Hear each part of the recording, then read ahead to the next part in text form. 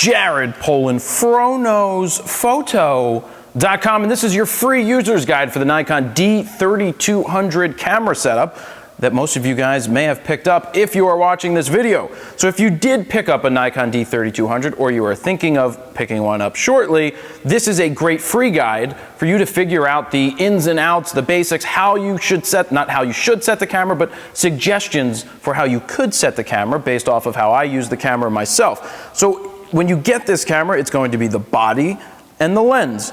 And so we should start with the basics, and then we're going to run through the menu settings, what to do for still images, what to do for video images, and we're going to have all the menus popping up on the screen, so it makes it easier for you to visualize and go through your camera at the same time that we're going through the camera right here. So from the very onset, you're going to take the camera out of its box and just the basics of putting a lens on. I know it may sound simple for some people, but the very first time you try to put a lens on, it can be confusing. I know I had trouble with it at the very beginning because you just don't know what you're doing. So basically, you have your lens, you have your camera. Right on the side of the camera, you have a white dot. On the lens, you have a white dot. So you gently put the two together. You line up the dots, then you turn it towards you, or towards the center of the camera, and you will hear this click. Listen again. There's that click. To take the lens off, if you have multiple lenses, you hold the release button right here, and then you twist the opposite direction, and then remove the lenses just like that. You never want to touch anything inside this camera. You always want to turn the camera off when it comes to taking lenses on and off. That just saves your camera from having dust go in there because there is a sensor in the back, and what happens is it's statically charged and power basically can draw in some dust. So it's a good practice to turn off the camera before you change lenses. So we put the lens back on, click, boom. Down on the bottom, on the underneath portion, you have where your battery is going to go. Always make sure that you have your battery fully charged when you're going to shoot. Even if you don't think you're going to go shoot, try to charge it up because you never know when you're going to grab your camera and you're going to need to take video of the kids or video of whatever you're doing or stills, and you want to have the most juice in this thing for whenever you go shoot. It's also a good recommendation to pick up a second one because if you're traveling and something happens to the first battery, you actually have a backup, which is a good thing. To put it in, you've got this orange clip, you just slide it right in, boom, you hear the click, shut the door, and there you go. It's simple like that. A little further around the camera, you have the door for your SD card. You just press it, pull it towards you, and the door flips open just like that. You have your SD card. There is only one way to put it in there, and I believe there should be a picture on here somewhere, which I can't see, but goes in there one way. You hear the click, it's in, you'll see a green light go on in the back. Never force anything with cameras. You know, it's not good to force it just in case something breaks. But the card goes in there. Some good card recommendations. You want to look for a faster class card. You've got class 2, 4, 6, you have 8. I don't even know if there's an 8, but there's a 10. So they're faster cards. The reason you would want a faster card is because if you're doing 1080 video, which is high quality video, it's a larger file and it basically writes to the card quicker, and if you have a slower card you may not be able to utilize the full potential of the camera. Also, when you're transferring files to the computer, it's going to transfer much quicker. I do recommend using a card reader opposed to plugging the camera into the computer to go ahead and transfer the files. So that's some basic information right there. Also, to turn it on, it's pretty simple. You flick the switch, you go from off to on, everything lights up, it like powers on, not like a DeLorean, but it's still there. That's the very basics. What else do we have here with the basics? Not much more, really. Batteries, card, and putting the lens on there. So coming up right after I take a quick second, we're going to go through the basics setup, or just the basics of the dial. What do all of these things mean? What do all of these buttons mean? And there we're going to have it.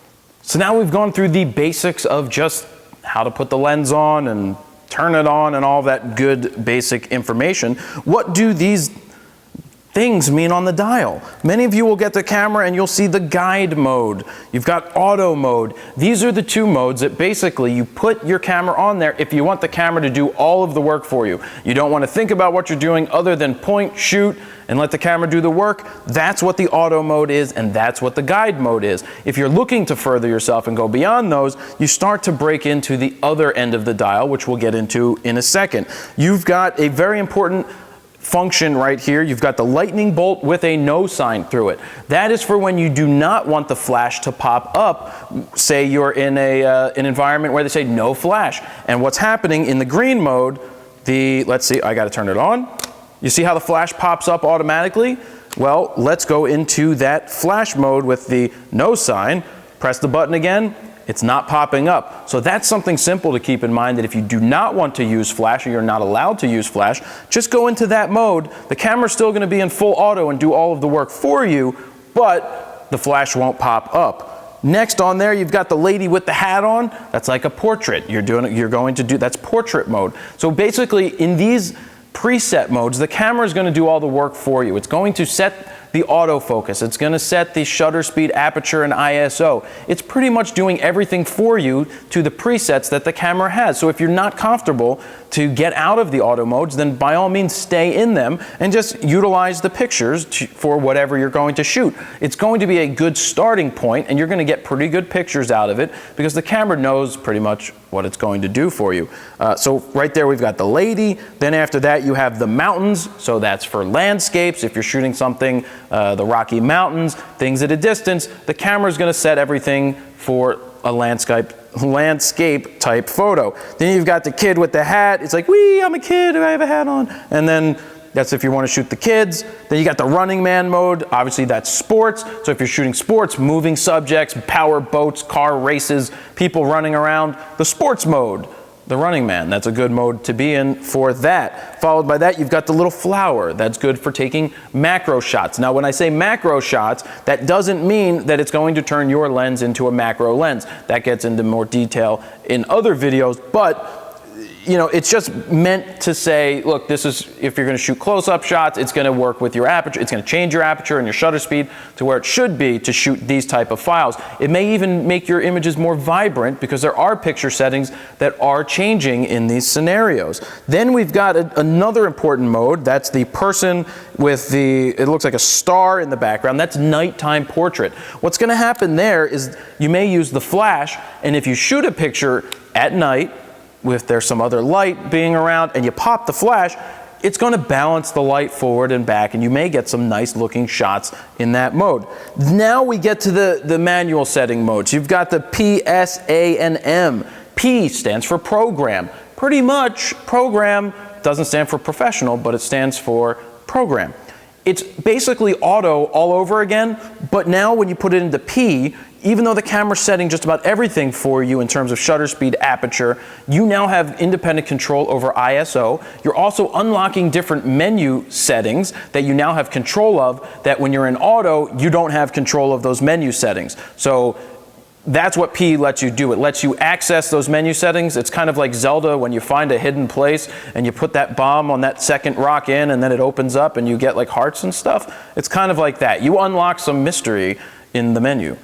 Going through, we've got S. What is S? S is shutter priority. What this means is you set the shutter speed and the camera is going to set the aperture. So if you want to say, I want to shoot everything at 1/500th of a second, you lock it on that. The camera is going to constantly change to determine what the aperture should be to keep that same shutter speed. Then on the other end, you've got aperture priority.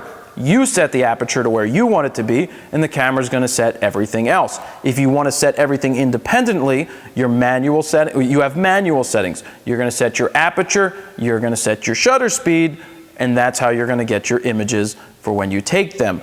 So really, the P, S, A, and M modes, they are great modes to be in when you want full control of your camera and full control of all the settings and menu options.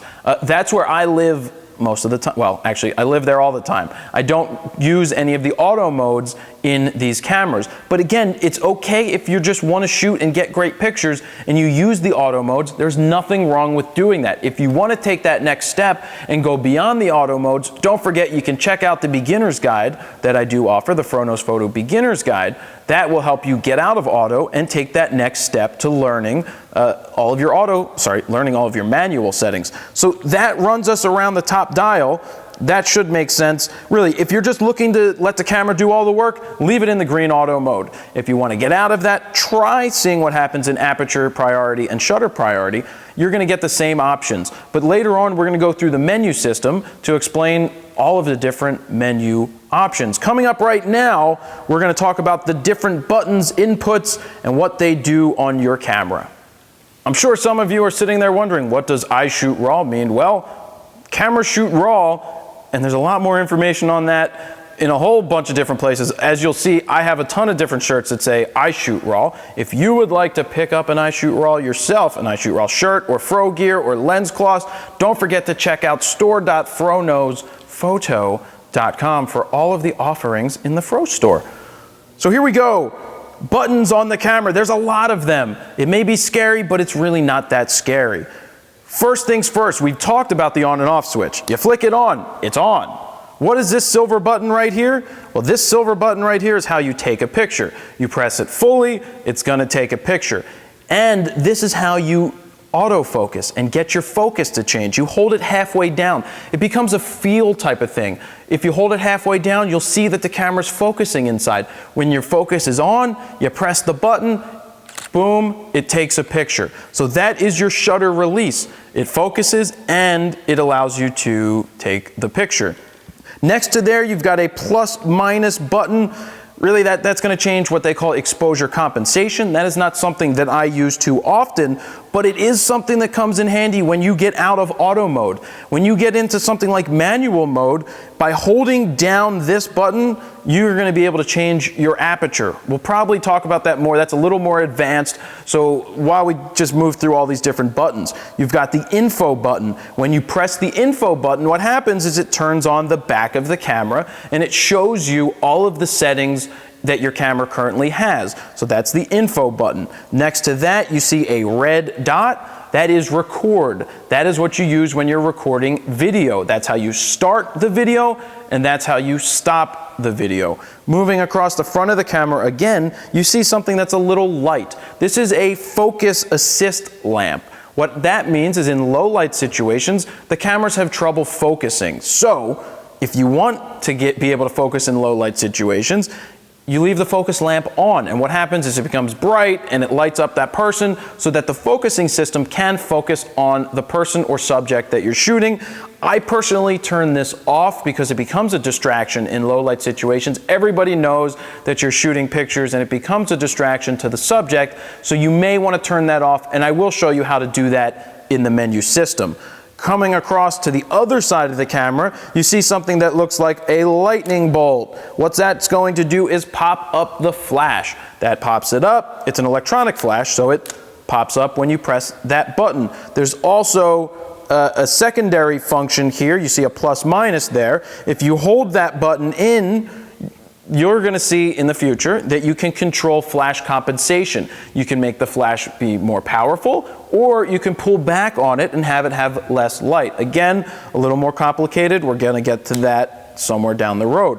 On the very top of the camera, you have a hot shoe. It's a hot shoe because that is where an external flash goes, or in this day and age, a microphone can sit up here, but the flash shoe, all those different silver dots right there, that's how it connects to your flash, and then the flash talks to your camera to give you the right exposures and all of the good stuff like that. Right under that flash button, you've got an FN button. That's function. It comes preset that when you hold the function button, it allows you to change your ISO. Now you have different options where you can change that, and we're going to get to that in the menu. We have that white dot again. That's how we lined up the white dots to put the lens on the camera.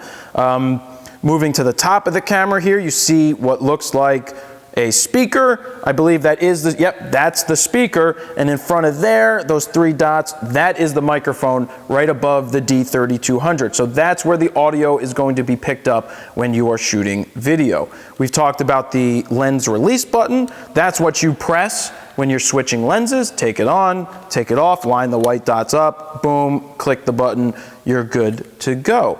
Let's go through the side of the camera and see what the inputs are.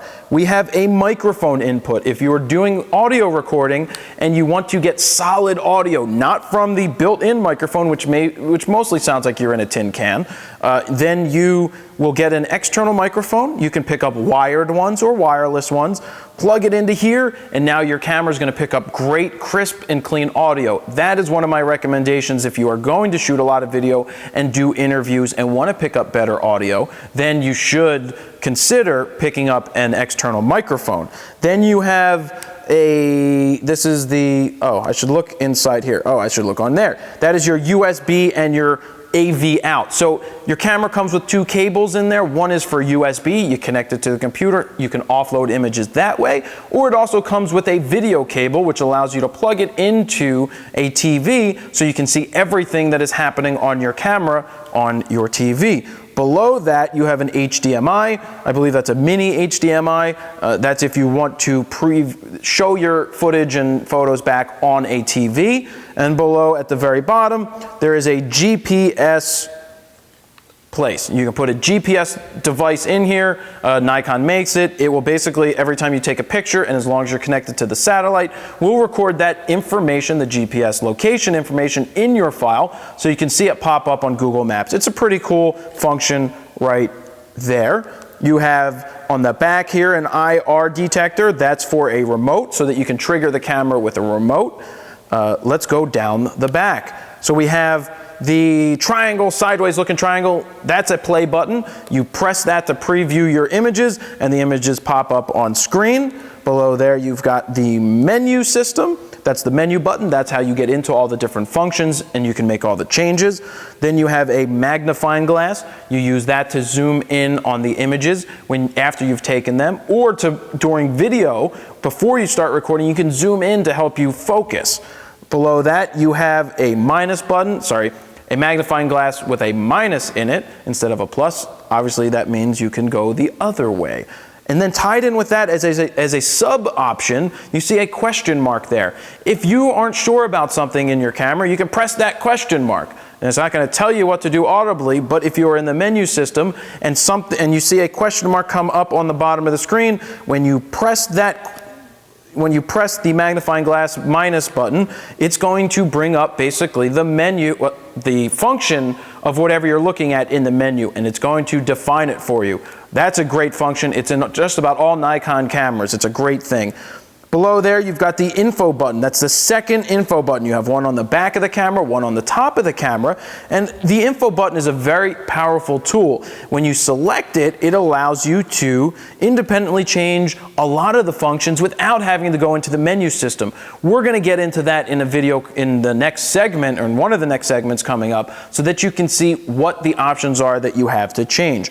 This is your screen. It's protected by a piece of plastic. You can buy, plastic screen protectors. That's up to you. I personally don't use one. I just keep it clean, use a lens cloth, and you're good to go. Moving across the side of the camera, you now have a trash can button. That's how you delete your pictures. You will have to press it once, and it will ask you, are you sure you want to delete this picture?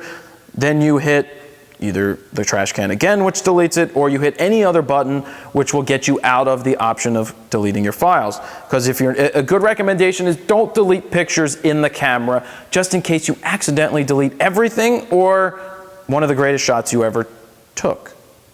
Be careful with that. Then you have what looks like three squares lined up. That is a button that you're going to press to give you the option to change from single frame, multiple frame. That's how you can shoot the boom, boom, boom, boom, the 4 frames a second. You can press the button and then go to those different options. It also gives you the ability to set a timer and a remote timer, and we'll get into those when we get into the menu. Then you've got your up, up, down, down, left, right, BA, start menu. Those are your jog dials. That's how you get around the camera. That's how you change your focusing points. It has an OK button in the middle, which is like an enter button. Then moving up to the top, you have a live view button. That is how you turn on, that flips the mirror out of the way. That's how you get into video mode, and it's auto-focusing in my hand right now, and I'm gonna turn that off because it's moving around. But that's how you get into live view mode to shoot video. Some people will use live view to shoot photos. I definitely don't recommend that for multiple reasons. One, the camera will become shaky when you hold it out here like this, and really the best thing to do is to look through the viewfinder and shoot your pictures that way. Moving up to the back top of the camera, you have a dial that you turn. This is the command dial that's going to change your shutter speed. It's going to give you the ability to change your aperture. It's going to give you the ability to change just about anything you're looking to do that is tied in with turning this dial. Next to that, you see a button that says AEL and AFL. One is autofocus lock and one is auto exposure lock. You can also set this button to do a bunch of different things. And also, for those who wear glasses, there is a diopter. You can turn this diopter while you're looking through. I'm holding the camera properly, by the way. I didn't say that earlier. Proper way to hold the camera. Put the hand right here, put the other hand underneath. Don't go like this. This is not a good way to hold the camera. It's not sturdy, it's not stable, and it also doesn't look good. You want to look good when shooting pictures, so this is how you do it, just like that. So that's the button. That's, yeah, you've got your diopter right there. If you wear glasses, then it's good to look through here, make sure you're looking at something focused, turn the diopter until everything looks clear to you. Moving to the front of the lens, the side of the lens, you see something that says A and M.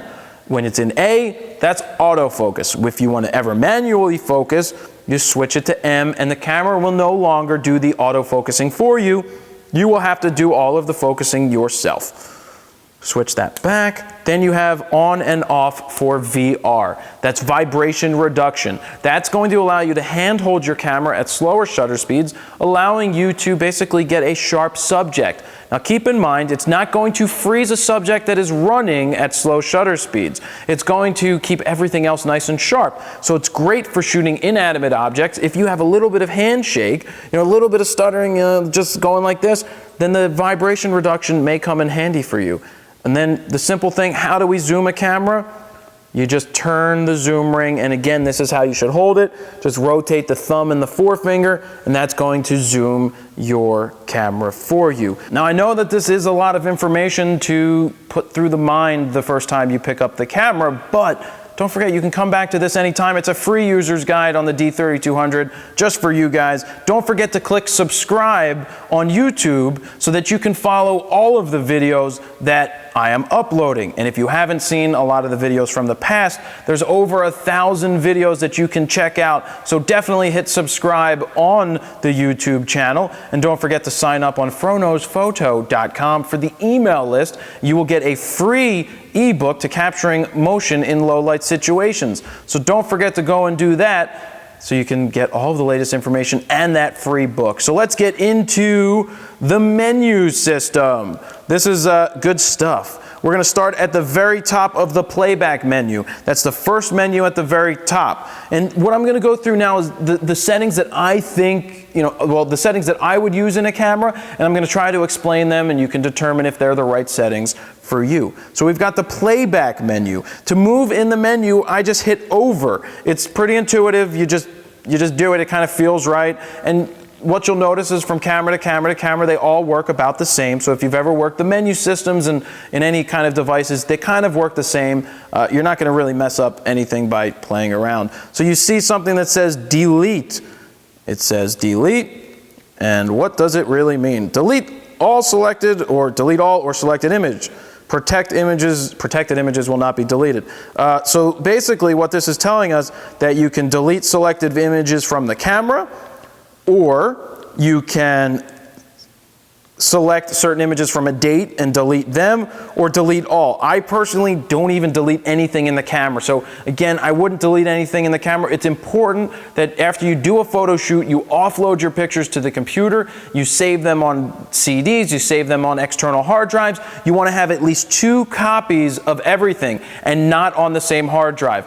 It's a great thing to do right off the bat to get into the habit of having multiple backups. One on a computer, one on an external hard drive, maybe even one in the cloud somewhere. So keep those things in mind. So moving down, we've got the playback folder. That's another thing you're not going to touch. You just leave that alone. Playback display options, additional photo info.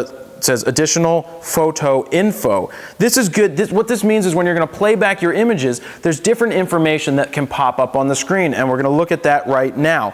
We've got none, image only. This is good if you want to just see the image without any obstruction. You don't want to, and this is when you're playback, when you're previewing the image, you don't want to see any of the other information like the time it was taken, the lenses that were used, any blinky McBlinkersons, and we'll see about those in a second, but that just shows the picture itself on the screen. If you want to change these, you hit OK or you hit over, and that allows you to select the X or select the box, and then what you can do up top is you can click done, and that locks in the changes. You've got highlights. What this means is if a picture doesn't have any data, there's loss of data in a certain area, you're going to see blinky blinkers. They're going to blink at you on the back of the camera. That means there's no data in that highlight area. It's considered to be blown out. It may not be a bad thing, but if you see that it's too bright across the whole image or the entire image, you may want to consult a professional or just go back into the P mode or auto mode, and it's going to help you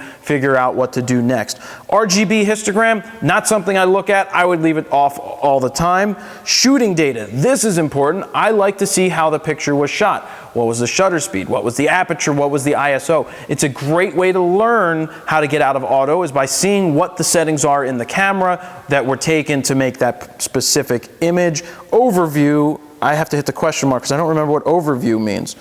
Let me hit overview. Images are shown with shooting data and histogram. That's one I leave on. That's not a bad one. I'm not going to get into what the histogram does, but it's good to see the image. It will come up smaller. You probably see a picture of it on the screen. It comes up smaller, and then you've got all that other data there for you. Then we've got transition effects back in the menu. I leave these off. It's kind of, there's no reason to have a slideshow where it slides like you're sliding across because you can't touch and move it because it's not a touch screen. I don't want zoom and fade because it's not a show. I just want to preview the images. When you use these slide and zoom in, it takes longer to load the cameras because it's got to run a transition, load the images that you're trying to look at. So I just leave that off. I hit OK. That's no longer on. Now moving into the shooting menu, which looks like a camera. You've got reset shooting menu. That's going to reset all of the settings that you've prior set, or if you think you've messed it up, it's going to set it back to the default setting. So you may not want to do that unless you are sure you want to do that. Then we have what's called picture control. When you go into picture control, you've got standard, neutral, vivid, monochrome, portrait, and landscape. These picture controls are different options, different settings for your images if you're shooting in the JPEG mode. Meaning if it says it's going to be neutral, that means the colors and the tones are going to be pretty flat. When you get into vivid, that means they're going to pop. If you're shooting landscapes, the greens are going to pop, the blues are going to pop, the sky's going to pop. Well, that would be blues, unless it's purples or oranges. But the things are going to pop. You get the point. Monochrome, if you want to shoot black and white in the camera, that's going to throw out all the color detail. And if you're shooting in JPEG, you'll never be able to get that color information back once you take the picture. I personally shoot in RAW, and when you shoot in RAW, you have all of the color information, all of the data to go back and work with later. So that's why I shoot everything in RAW. Portraits, it's just another preset for basically it's going to set your sharpening, your contrast, your brightness, your saturation, and your hue. So that's something to keep in mind. If you don't really know how you want to set it, you could set it to standard.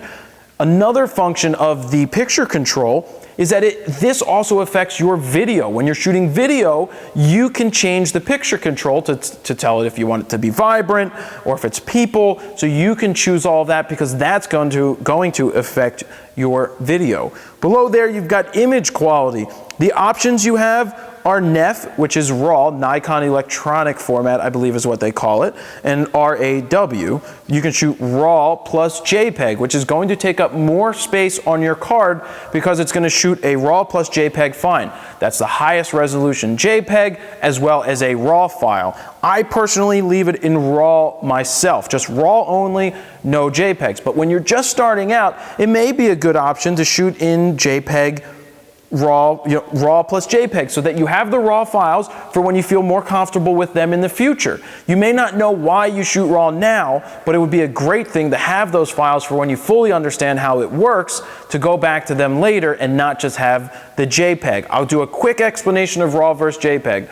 Think of baking a cake. If you burn a cake, you've mixed the eggs, you've mixed the flour, the oil, and you've stirred it, and you mixed it, and you cooked it. What happens if you burn the cake? Can you start back over with the raw ingredients? No, because you've already cooked them, they're gone. If you have a raw file and you over process it and something goes wrong and you did something wrong, can you go back? Yes, because you have the raw file. You can start at 0 again, start fresh, and rebake it. So one's a baked file and one is raw ingredients. So there's that. I wouldn't shoot in JPEG basic normal. If you're gonna shoot JPEG and JPEG alone, shoot in the highest resolution JPEG, because you can't go up in resolution, but you can always go down in resolution. Moving on, image size. If we were just to shoot JPEG, you now have the option of shooting large, medium, or small. I would leave it in large. You're going to use the full power of the 24 megapixel sensor in the camera. That's going to give you the largest JPEG file, which is a 24.1 megabyte file. That's a lot of data. But like I said, you can always go down in size. You can't go back up once you shoot at a lower resolution. Then you have white balance.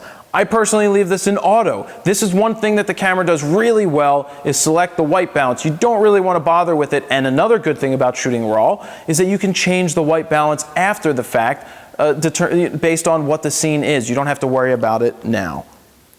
ISO sensitivity, you can set your ISO. The lower the number, think of the brighter the situation. If there's a ton of light, could be the lower the number. If there's not a lot of light, you're going to bump it up to the higher ISOs like 6400 and 3200. Again, the FroKnowsPhoto beginner guide will explain all of the ISOs. You can click on the screen where you see that box at any time to see more information about picking that up. You can also set auto ISO, which if you put that on, the camera is going to automatically select your ISO just based on whatever setting you're in. So that's okay if you want the camera to do all of the work. That's basically what it's going to do in full auto for you anyway, is select the ISO for you. Active delighting, that's something that I turn off personally. You can see I'll just read it to you what it says. Improves the level of detail in the highlights and shadow areas under high contrast conditions. It's something that I personally leave off. Auto distortion control is another thing that I leave off. A lot of this stuff you can either correct later or it's just not worth worrying about. Color space, you've got sRGB and Adobe RGB. Again, I personally leave it in sRGB, and when you shoot RAW, it doesn't matter what mode you're shooting because it has all of the color data. Noise reduction, when you're shooting slow shutter speeds or at high ISOs, you're going to see noise and grain. Basically, noise reduction is going to try to negate that. It's going to nullify it. It's going to make it seem less. So that's a function that I have on. AF area mode selection, you've got single point. We're going to get into more detail about that when we get into the different settings for the camera. Built-in AF assist illuminator, I leave that off. If you don't, this is what happens. Let's see. Will it work for me? Let's see, can I get it to come on? Wait, let me see if I did this right. I have built-in AF assist illuminator. It's on. Let me change this real quick. Nope, I can't cheat it to get it to come on right now. Oh well, so it's not going to come on, it's not listening to me. I leave it off anyway. Metering, you've got matrix metering, you've got center weighted metering, and you have spot metering. Again, the FroKnowsPhoto beginner guide will explain each one of those, but for the time being, one of the best modes to leave it in is matrix, because that's how your camera is going to meter the scene. It's going to read the brightest and the darkest and give you the average setting for your meter. Movie settings. So, different options for movie settings. You've got 1920 by 1080, 30 frames a second. Then you've got the same thing, 24 frames a second, which is very cinematic. It's a good mode to use if you don't want it to, well, it looks like movies. It looks really good. Then, if you're shooting something that's moving fast and you want to then use it in slow motion later, then you can use something like 1280 by 720 at 60 frames a second. That is a mode that you want to use if you want to do slow motion in the computer. Then you've got the 640 by 424. That's a really low resolution mode. I probably would never use that one myself. Movie quality, I shoot it in high. Why shoot in anything other than the best quality you can? Again, you can always go down in quality after you've got the highest, but you can't go from low quality to high quality after that. Then we have movie quality. I got to put it back to high quality. I don't want it on that. Microphone. I leave the microphone sensitivity on the auto for most of the time because the camera's pretty good at doing that. But you do have the options of selecting it manually, and you can even turn the microphone fully off. And then you have the option of setting manual settings for movies. You can control the shutter speed and aperture independently. A lot of people are just going to shoot it with auto modes, so this is a function that you're going to want to learn and practice with a little more. Then coming up on the end of this menu, we've got flash control for built-in flash. TTL and manual, really a lot of information is needed to explain all that. I would just leave it in TTL myself. So now we're going to get into the setup menu. This is an important menu. There's a lot of options in here, so let's run through it. Reset setup options. Obviously resets the options. Format memory card. This is an important one. If you want to reformat your card, what that means is it's going to delete everything. It's going to wipe your card clean. Even if you haven't backed up your files, you're going to reformat it. And what happens is it deletes everything from your card. Excuse me. So you only do that, here's my recommendation, after you're done taking photos and videos, you back it up to the computer. Make sure that you have multiple backups before you put the card back in the camera. But every time you go and start a new photo shoot, you should wipe the card clean. And every time you have a new card, you should have it reformatted in the camera so that the camera talks to the card and they're basically synced together. It goes, hey card, you're in my camera. And it goes, hey camera, I'm in your card. Stuff like that. So basically, they're talking to each other. So every time you've backed everything up, it's already saved, then you should reformat the card every time you go and start shooting again, because that's going to basically give you the cleanest card, and you won't have to worry about old files just clogging up space on the card. Monitor brightness. You can brighten it up to 3 stops, and you can make it darker up to 3. I would leave it right in the middle to give you a more accurate representation of what the scene is going to look like. Info display format. I leave it in what's called classic. I like the classic blue. You've got blue, you can see that. You've got black, and you've got orange. I find the best one is the blue. It's more easy on the eyes, personally. And then you've got the graphic mode. I don't like the graphic mode because it's kind of more like a video game. It's hard to tell what each thing really is, and that's why I don't use that. I stick with the classic mode. Then we've got auto info display. I turn this off because if you don't turn it off, what this means is when you press the shutter button, the info screen doesn't pop up. So if it's on and you press the shutter button, what's happening is the screen comes on. It shows you all the info, but I find that very distracting that basically I'm trying to look through the viewfinder and the info is popping up on the screen, which is putting light back into my face, which is distracting when I'm trying to shoot. I don't like that, so I don't use that. I turn that off. That's a good function, I think, to leave off. Clean image sensor. This is what's going to happen when you think you have dust on your sensor. You go to clean, you hit clean now, it cleans the camera. I wouldn't leave it on the option that is below it that says clean at startup. I don't like that. I don't want that on all the time because it doesn't have to work every time. That's one more thing that can fail in a camera from working way too much. I don't do that personally. Lock mirror up for cleaning. If you ever had to get into the sensor, this is something that you want to take it to a store or send it back to Nikon to do. You want to have them clean it, so stay away from locking up the mirror. Video mode, you've got PAL and NTSC. That's depending on where you are in the world. You select that function for yourself. HDMI, output resolution is on auto. I leave it on auto so it can figure it out, and device control on or off. Let's see, flicker reduction, that's something I leave on auto as well. Time zone and date, very important to set your time zone. Set the date format, daylight saving time, on or off, that's up to you. But it's important to get the proper date and time because that saves the information into every picture that you take. It's not going to be on it, it's not going to be burned into it, but it's going to be in the file so that you know when everything was taken. That's a great thing to have. Language, obviously you can select any language you would like. Image comment is good too. So I'm going to go through image comment and I'm going to input my name. And the reason I would do this, I'll just put Jared for the time being. The reason you want to do this is you could put copyright information. So there it is. If you want to delete everything, you just turn the cursor dial and you just select the trash can a bunch of times and that deletes it.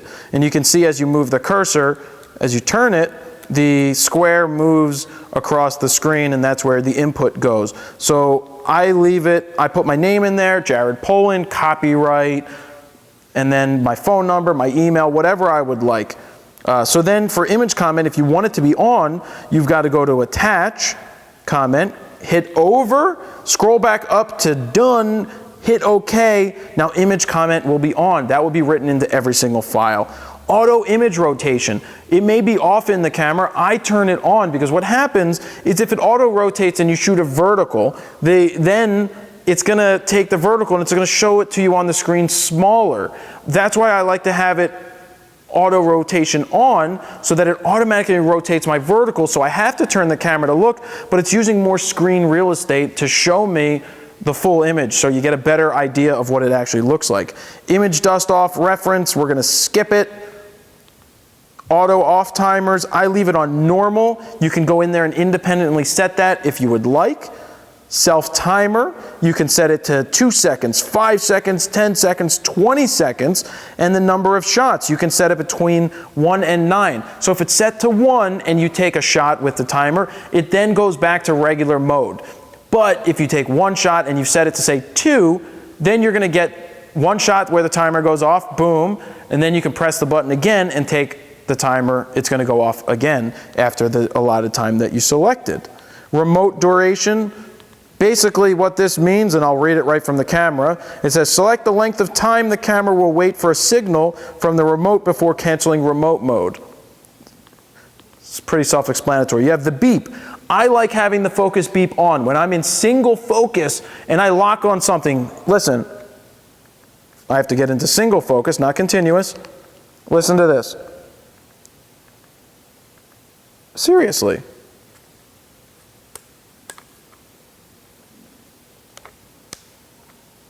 I don't know why that's, oh, maybe I turned it off. See, these things do happen. You hear that beep? That's high beep, that's low beep. I like leaving the beep on personally because that allows me to, that allows me to hear when I'm in focus. And that's what I prefer to have. Moving on, rangefinder, skip that. That's how you can focus if you wanted to focus like a rangefinder. It will tell you to move the focus to the right, to the left, until you have the proper focus. I leave that off. File number sequence, I leave on. This means that you take 10 pictures. It's going to give you the 1 through 10. Then if you were to take the card out and put it back in to shoot again, it would start over at 1 again. That's not good because your images will overlap each other. So I like it to basically always keep count. So 1 through whatever, start again, it's going to pick up right where it left off. Buttons. This is how you can assign different function buttons. So right now I have the assign function button set to ISO. You could have it set to quality, ISO, white balance, or active delighting. Then assign the AEL or AFL buttons. You've got AF, I have it set to AF on, but you could do AE, AF lock, AE lock only, AF lock only, AE lock hold. There's lots of options. What this means is when you press the AE button, the AEL button on the back, I have it set to AF on, that the button is going to control my autofocus. Slot empty, release lock. What this means is if you don't have a card in the camera, it's not going to shoot. So you can't make that mistake where you put the card in and you start shooting pictures and it keeps shooting, and then you realize that you never put a card in the camera. So why they even have this option here other than for demo modes, I don't know. I leave that on lock. So I'll show you. Take the card out, turn the camera on, it doesn't shoot a picture. Put the card back in, turn the camera on, it takes a picture because the card is in there. That's a function I would always leave on lock. Then you've got print date. Print date I leave on off. The reason I leave on off is I do not want to imprint any information onto my file. Not my file, but the image. You know when you used to see those pictures and they have that burn date on the bottom corner, you knew when it was taken? That's not a good thing. You don't want that turned on in your camera because you already have your camera set to the right date. You can go back into the file in the computer and see when it was taken. Don't put that across the front unless you really, really want it or you need it. I wouldn't do that. Storage folder, leave that on D3200. GPS options, then the firmware version, not much to worry about there. And then the last two setup, you've got a retouch menu. What I'll say about that is don't use the retouch menu. You don't really want to be doing corrections on a 3-inch screen. You want to do that in a computer so you can make all of your changes there. So definitely I would stay out of there. I wouldn't retouch things in there. And then you've got the recent settings menu. We'll just show you the recent settings that you have used. So now let's take a look at the info screen and how you can control just about everything in the camera without going into the menu systems, all from the info screen. So here we go. We've got the info screen up currently by hitting the info button on the bottom of the camera. And as you see, it is blue because that's how I've set it. So now we're going to take a look at the info screen. I'm going to show you that you can control almost every aspect of the camera or its functions, its menu functions, from the info screen without having to go into the menu. So first thing I do is I hit the info button and that pops up the info screen.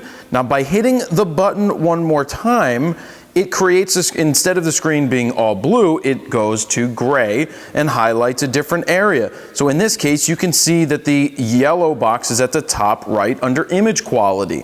So if I want to change image quality, I just hit the OK button, and then I have my options, raw plus fine, raw, fine, normal, and basic. In this case, I'm going to leave it on raw fine, which means I don't change the large. It's going to skip the one other quality to auto to white balance. So now that we have white balance, we can see the other type of white balances that you can choose. But my recommendation is to leave it in auto because that, if you're shooting raw, you can make all those changes later. Now another very important button here is the ISO button. So you can see there's 100, 200, 400, 800, 1600, 3200, 6400, and then high 1, which is for extreme low light situations. That is what, 12,800 ISO equivalent. Now it's not always recommended that you go there. It's going to look very noisy and very, very grainy. But as a quick tip, you can see that the pictures next to it are a good representation of what you should be shooting or what ISO you could be using. Just use those pictures as an example of that. Then we get to where you can see the S. This is release mode. Are you going to shoot one frame, which is this, one frame, or are we going to change that to the multiple frames, which is going to shoot like this? That was 4 shots right there. Also, along with that, you have a timer, so we can set it to 10 seconds. You hear it beeping. What's going to happen at the very end, it's going to beep quicker, and the flashing light's going to, you can see it. You ready? And it takes the picture. So then we go back in there, and you've got the delayed remote setting, quick response remote, and then quiet. Here's quiet mode. It turned off the beep.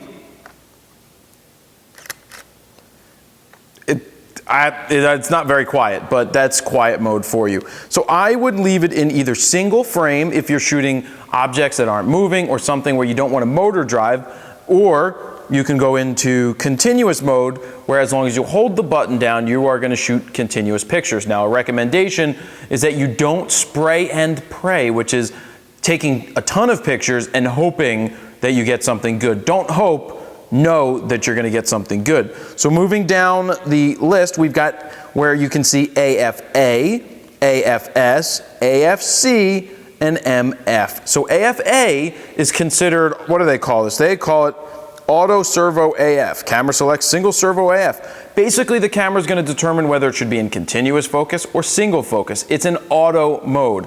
I don't recommend being in there because I think it's better if you select the setting yourself. So that's why you have the option for AFS, which is single, meaning I'm going to lock in on the camera, you hear the beep, and if I move, the focus is not shifting. It's locked in as long as I hold my finger halfway down on the button. The opposite of that is continuous, is I'm going to lock in on the camera, but as I move it, it's going to track it to the background. It's going to track, the focus is going to keep changing on whatever I'm focusing on as long as my finger is held halfway down. So single focus is great for objects that aren't moving and people that aren't moving. Continuous focus is for when you're shooting things that are always moving. You want to continuously track it and focus it, holding the button halfway down, the shutter button, and then pressing it when you're ready to take the picture. Then we've got the AF area mode. You can do single point AF, you can do dynamic AF, 3D AF, and auto area AF. I would recommend leaving it in dynamic area AF. Now this is only going to come into play when you are in continuous focus. What the dynamic area AF is going to do is if you focus on something in the middle and the subject runs across the frame and jumps to the left-hand side, the camera is going to use data, information from the other focusing points to shift the focus to make sure that it's still tracking the subject that you would like.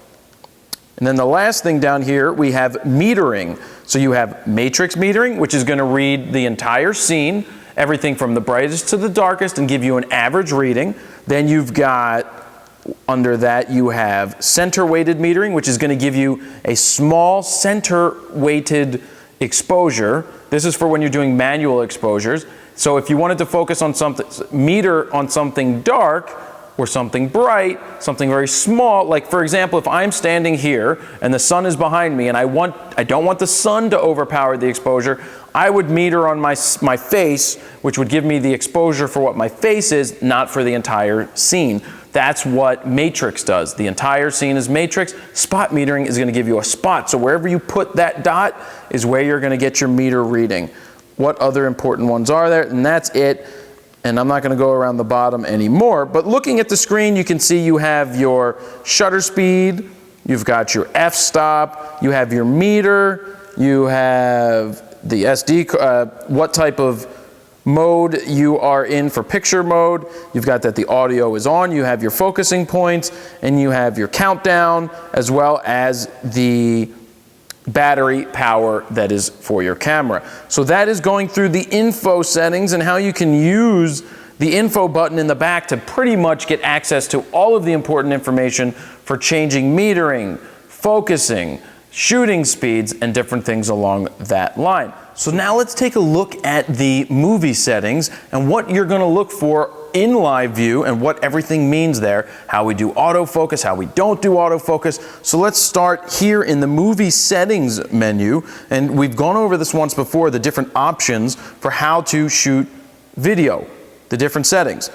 1080 at 30 frames a second, you have 1080 at 24, you have 720 at 60 frames a second, and then one that's even lower than that that I don't ever touch. Now, if you're shooting a sport where you want to slow something down, or you're doing some testing of objects moving and you want to do slow motion, you're going to want to use something like the 720 mode. Let's see. 720 at 60 frames a second, which is 1280 by 720, 60 frames a second, because the more frames you have, the cleaner it's going to look when you slow it down in the computer to give you slow motion. When I am shooting videos like this, I am shooting the current one that you're watching at 1080 at 24 frames a second. It gives it more of a cinematic feel. So let's get into live view by hitting the live view button.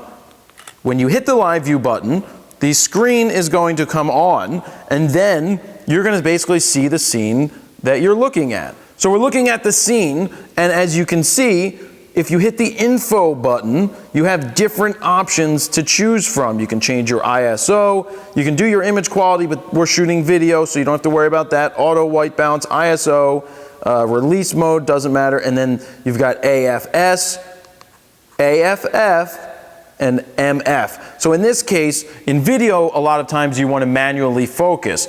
But if you want to do AFF, that's the basically all autofocus. It's going to determine what kind of focusing mode it should use.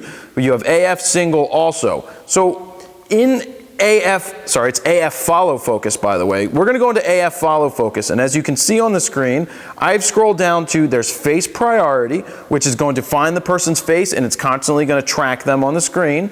You've got wide area AF, which is going to select from a wider area and then constantly autofocus.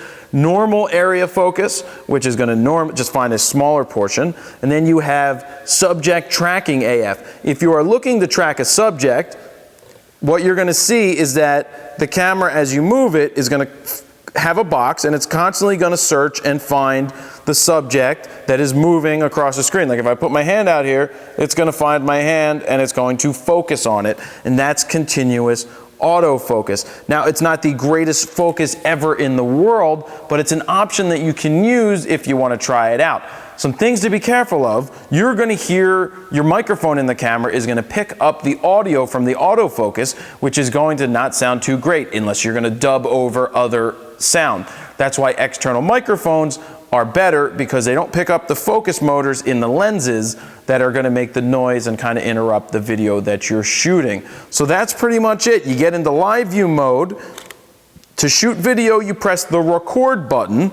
You get 20 minutes of video recording. That's a lot of video. That's a lot of time. So if you're done shooting, you can hit, excuse me, you can turn off recording to save battery power, because the more video you shoot, the more battery life it's going to change. You can shoot this in aperture priority, shutter priority, program. You could even shoot it in full-on auto mode, and it's going to select everything for you. A new feature that they added for the camera that some of you may get into is manually changing your exposure. Now, you know when we're changing the f-stop using the plus-minus button when we're shooting photos, that will not change your aperture when you're in live view mode shooting video or getting ready to shoot video. You can only change your shutter speed. So how do you change your aperture?